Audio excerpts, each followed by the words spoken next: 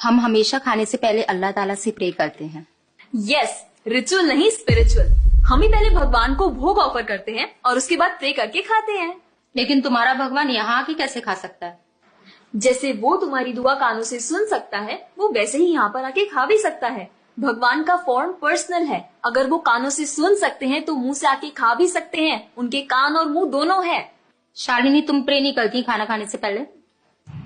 नहीं, लेकिन मेरे चाचा ने एक बार कहा था कि हमको वो गॉड ऑफ फूड को और फार्मर्स को थैंक यू बोलना चाहिए। You mean Annapurna Devi? What? God of food. Yes, हमें उन्हें थैंक करना चाहिए और साथ में फार्मर्स को भी। But I believe in watering the roots.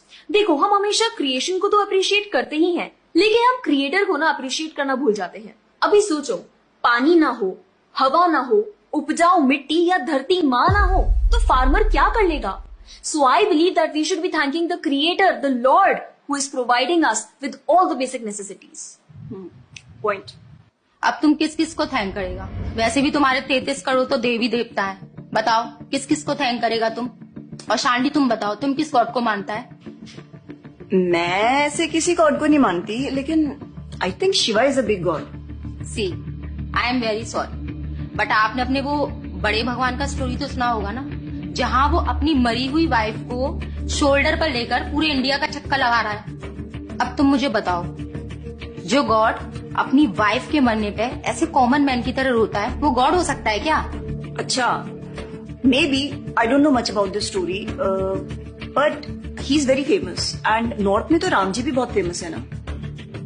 उनका स्टोरी तो तुमको पता होगा ना, सबको पता है। उनकी वाइफ को रावण ले गया था। हाँ, पता है। अब तुम मुझे बताओ, वो गॉड है? वो अपनी वाइफ को भी अकेला नहीं बचा के ला सकता। उसको अपनी वाइफ को बचाने के लिए भी वानर सेना की हेल्प चाहिए, और उस वानरों को भी तुम पूछता है। I am sorry.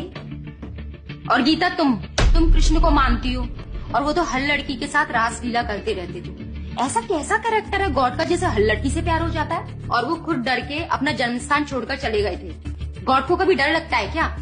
और जिसे खुद डर लग रहा है वो तुम लोगों की हेल्प कैसे करेगा? शिट यार, this is so complicated and confusing.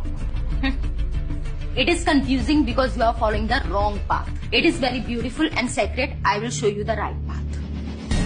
Enough, Asifa. I know what you're trying to do.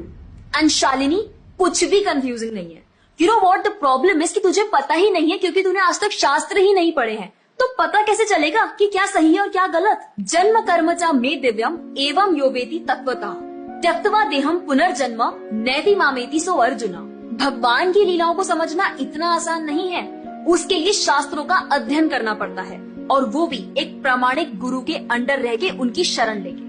अब अगर तुमने शास्त्र पढ़े होते तो तुमको ये पता होता कि शिव जी ने जो इमोशंस उसमें दिखाए थे वो शोक नहीं, विरह था। विरह विरह दोनों सेम नहीं होते क्या?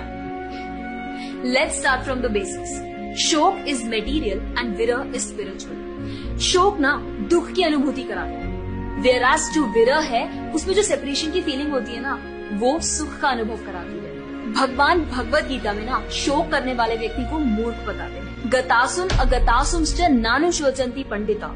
अ wise man never laments for the living nor for the dead. Bhagavad Gita chapter 2 text 11।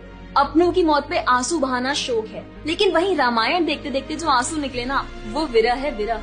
और ऐसे विरह से हमारा भगवान के प्रति प्रेम बढ़ता है। तो जिस तरह से शिव जी ने विरह को दिखाया था, उसी तरह राम जी भी सीता मैया के जाने के बाद विरह में भटकते हुए रो रहे थे। और यही नहीं, सीता देवी इतनी प्योर है ना कि उन्हें राम जी के अलावा कोई टच भी नहीं कर सकता था। रावण जिनको लेके गया था वो छाया सीता देवी थी। असली सीता देवी तो अग्नि में समा गई थी, और वो अग्नि परीक्षा के वक्त बाहर आई थी। और आसिफा, तू क्या बोल रही थी? भगवान राम को अपनी पत्नी को बचाने के लिए वानरों की मदद लेनी पड़ी थी। I mean, God is all powerful, right? हाँ, I mean, वो अकेले भी तो मार सकते थे ना। यार शालिनी, अगर तूने कभी रामायण पढ़ी होती तो तुझे पता होता, जब खर और दूषण आए थे अपने 15,000 ऐसे दानवों के साथ जो इंसान को खा जाते थे, उन सब के साथ राम जी ने अकेले बिना किसी की हेल्प के उन सबके चिथड़े उड़ा दिए थे। अब ऐसे राम के लिए रावण को मारना मुश्किल है क्या? हाँ, लेकिन बाद में वानरों की हेल्प क्यों ली? उनको अपनी सेवा में लगाने के लिए, उनकी ग्लोरीज बढ़ाने के लिए। अरे उन्होंने तो एक छोटी सी गिलहरी तक को अपनी सेवा में लगा लिया था। What? कभी पढ़ा हो तो पता हो ना। खैर, और हम हनुमान जी की पूजा इसीलिए करते हैं क्योंकि भगवान तक पहुंचने का रास्ता उनके भक्तों की सेवा है। जब भगवान देखते हैं कि मेरे भक्तों का गुणगान हो रहा है या कोई सेवा कर रहा है तो वो बहुत खुश होते हैं। जैसे मैं तेरी मॉम के सामने अगर तेरी तारीफ करूं तो वो खुश होती है ना। Point. इसी तरह भगवान हमसे खुश होते हैं जब हम उनके भक्तों की सेवा करते हैं, पूजा करते हैं। और रही बात 33 करोड़ देवी देवता की, आसिफा तो मुझे ये बताओ, what is your favourite genre in movies? Psychological thriller. और शालिनी तेरी? Romantic and comedy. एग्जैक्टली। जैसे हर किसी का अपने नेचर के अकॉर्डिंग फेवरेट जॉनर होता है, वैसे ही भगवान ने हर किसी के नेचर के अकॉर्डिंग व्यक्ति के लिए उसके नेचर के अनुसार वेद और पुराण दिए हैं। और उन्हीं पुराणों को फॉलो करके लोग अपनी देवी देवता की तरफ अट्रैक्ट होते हैं। और ये सभी देवी देवता भगवान की ही सेवा कर रहे हैं। जैसे रोशनी के देवता सूर्य देव, हवा के देवता वायु देव, बारिश के देवता इंद्र देव। जैसे एक सरकार चलाने के लिए इतनी सारी पोजीशंस होती हैं, वैसे ही इस पूरे ब्रह्मांड को चलाने के लिए अलग अलग देवी देवताओं की जरूरत पड़ती है। तो मतलब वो अपनी पोजीशन का मिसयूज करेंगे, किसी भी लड़की के साथ कुछ भी करेंगे, रास लीला करेंगे। Stop it Asifa, now you are crossing the line. तुझे पता ही क्या है कृष्ण के बारे में? जो लोग बोलते हैं कि कृष्ण करे तो रास लीला है, हम करें तो कैरेक्टर ढीला है, उनको बोलो पहले भागवतम पढ़ लें। ठीक रास लीला से पहले भगवान ने गोवर्धन उठाया था। उनको बोलो पहले जाके गोवर्धन पर्वत उठाए। पैदा होते ही पूतना को मारा था, बच्चे से एक मच्छर नहीं मारा जाता। When he was crawling, मुख में ब्रह्मांड दिखा दिया था। तू अपने मुंह में अपना ये हॉस्टल ही दिखा दे आसिफा। क्या तुम जानते हो द्वारका में भगवान श्री कृष्ण की 16,108 रानियां थी और सबके अलग अलग महल थे और हर एक महल में श्री कृष्ण सबके साथ होते थे एक ही समय पर। रोज सारी रानियां कृष्ण से खुश थीं और उन सब की जरूरतें कृष्णा पूरी करते थे। क्या किसी नॉर्मल से इंसान के लिए ये सब संभव है? आज के टाइम पे तो एक ही नहीं संभलती, लेकिन उस टाइम सारी रानियां एक दूसरे के साथ खुश थीं और उन्हें खुश कृष्ण रखते थे। क्यों? क्योंकि वो भगवान है।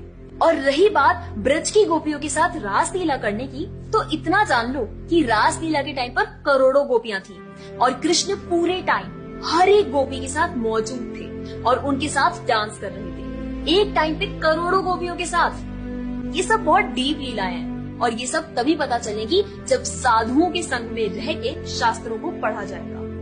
हवा में तीर चलाने से या सुनी सुनाई बातों पर यकीन करने से कुछ नहीं होने वाला। और रही बात अपने भक्तों को बचाने की, तो भगवान ने तो अपने भक्त परीक्षित महाराज को गर्भ में बचाया। 5 साल के प्रहलाद महाराज के लिए नरसिंह अवतार लेकर आए और उनको बचाया। यहाँ तक कि वो अपने गुरुदेव सांदीपनी मुनि के बेटे को मरने के बाद वापस लाए और उनको जिंदा किया। I'm really impressed यार। हिंदू होते हुए भी मुझे ये फैक्ट्स पता ही नहीं थे। मेरे पेरेंट्स ने मुझे कभी इन सब चीजों के बारे में बताया ही नहीं। हाँ, पेरेंट्स की तो गलती है, लेकिन हम भी तो वही कर रहे हैं जो उन्होंने किया। We are not learning about our culture, not reading Ramayan, Mahabharat और भगवत गीता। आजकल तो ये सब कुछ रीड करना बहुत इजी भी है and everything is available on our phones. And the problem is that we don't want to learn. और इसीलिए हमें कोई कुछ भी बोलता है और हम उसे मान लेते हैं और अपने बिलीफ को चेंज करने के लिए रेडी हो जाते हैं। एक्चुअली में पता है, किसी का हार्ट ट्रांसफॉर्म करना है तो प्यार से करो, ज्ञान से करो, पैसे और तलवार से नहीं। और अब बारी आपकी है। अगर आप भी चाहते हैं कि कोई एड़ा गेड़ा नत्थु गेड़ा अगर आपको कुछ भी ना बोल जाए, आपका बेवकूफ ना बनाए, तो जाइए और अपने कल्चर के बारे में जानिए, ग्रंथ पढ़िए और अपने बच्चों को भी पढ़ाइए। और अगर आप खुद एक बच्चे हैं तो अपना समय यहाँ बर्बाद मत करें। ये वीडियो खत्म हो गया है, जाइए भगवत गीता पढ़िए, थोड़ा पढ़ाई वढ़ाई करिए, भक्त बनिए और फोन चलाना बंद करो। जब देखो मोबाइल में लगे रहते हो। Jokes apart, I think you got the message. तो जितना हो सके अपने ग्रंथ पढ़िए, कल्चर को जानिए और जाकर इस वीडियो को जितना हो सके उतना शेयर करिए, ताकि कोई और लड़का या लड़की इस केरला स्टोरी का शिकार न बने। Thank you so much for watching. Hare Krishna.